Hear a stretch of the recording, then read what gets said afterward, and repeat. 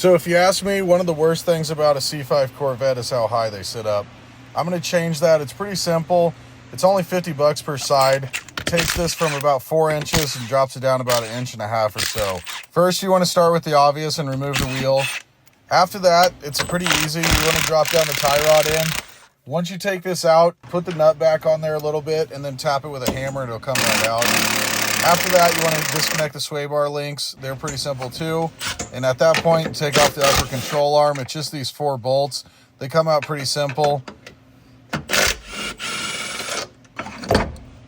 And then once you get done with that, you'll remove them, get them out of the way, and then take these shock bolts out.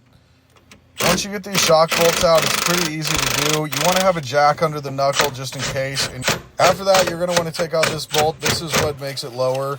There's a bushing on the back side of them. If you can tell here, it's pretty thick.